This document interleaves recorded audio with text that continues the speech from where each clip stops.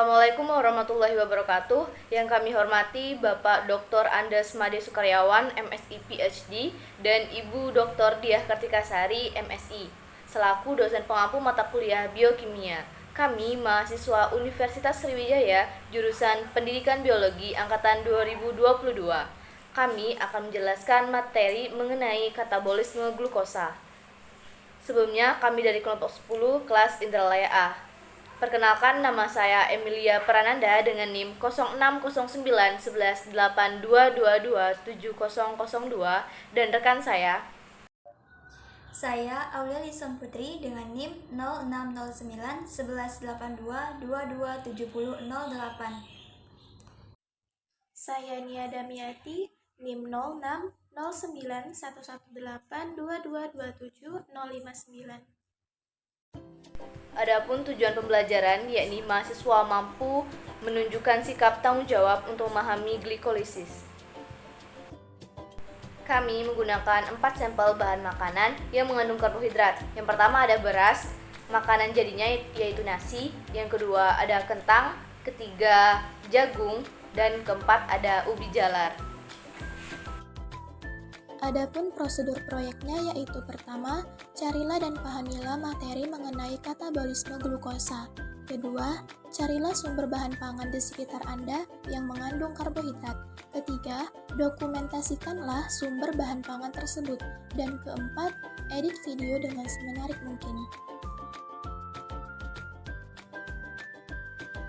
Metabolisme adalah keseluruhan reaksi kimia yang terjadi secara serentak di seluruh tubuh, terdiri atas anabolisme dan katabolisme.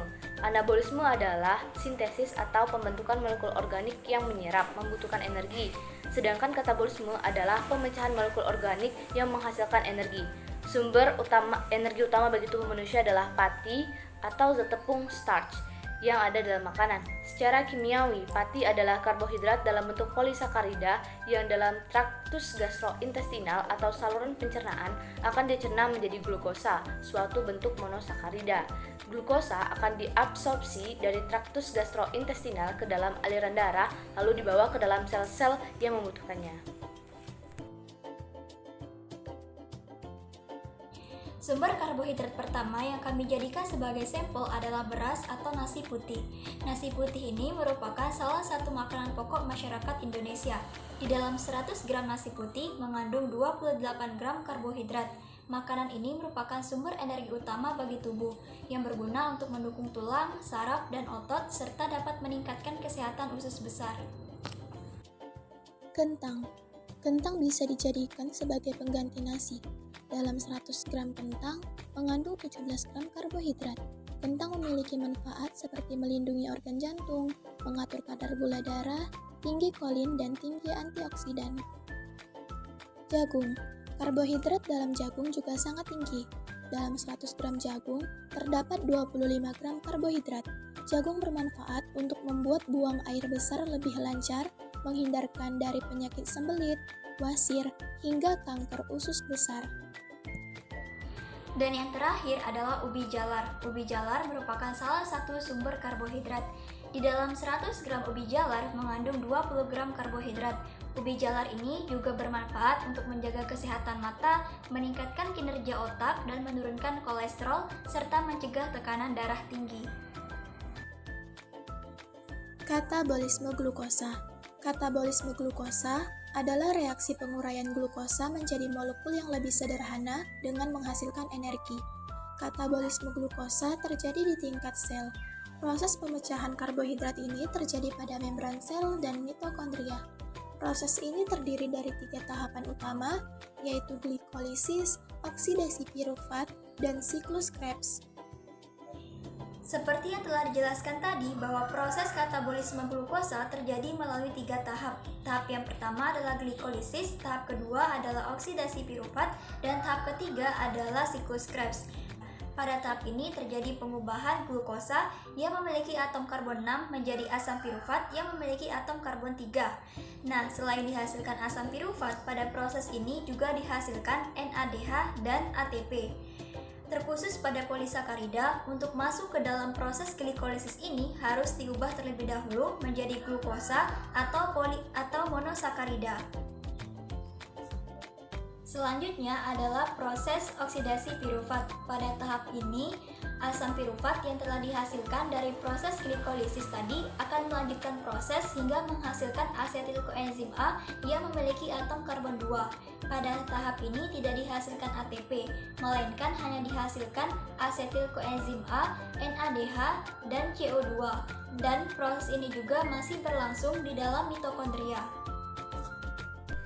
Setelah proses oksidasi pirufat, asetil koenzim A kemudian mengalami beberapa proses lagi di siklus Krebs, menghasilkan NADH, FADH2, dan ATP. Siklus Krebs ini terjadi di mitokondria.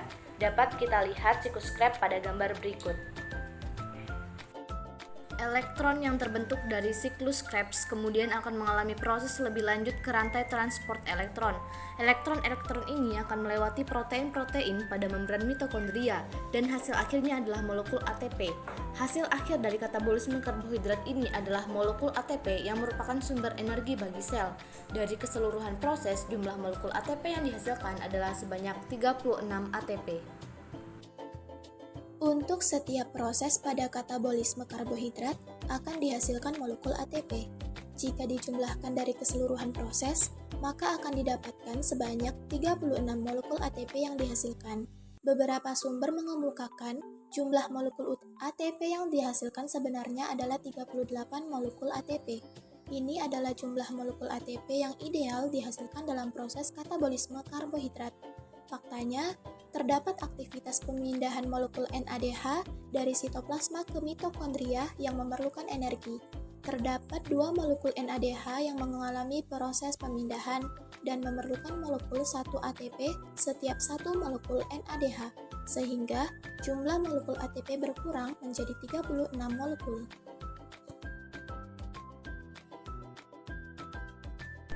Katabolisme glukosa adalah reaksi penguraian glukosa menjadi molekul yang lebih sederhana dengan menghasilkan energi. Proses pemecahan karbohidrat ini terjadi pada membran sel dan mitokondria. Proses ini terdiri 3 tahapan yang utama. Yang pertama yaitu glikolisis, yang kedua oksidasi pirufat, yang ketiga siklus Krebs. Makanan yang kita makan mengandung karbohidrat yang digunakan sebagai sumber energi bagi tubuh. Apabila Anda tidak menyukai nasi, Anda bisa mengganti asupan karbohidrat Anda dengan kentang, jagung, atau ubi jalar.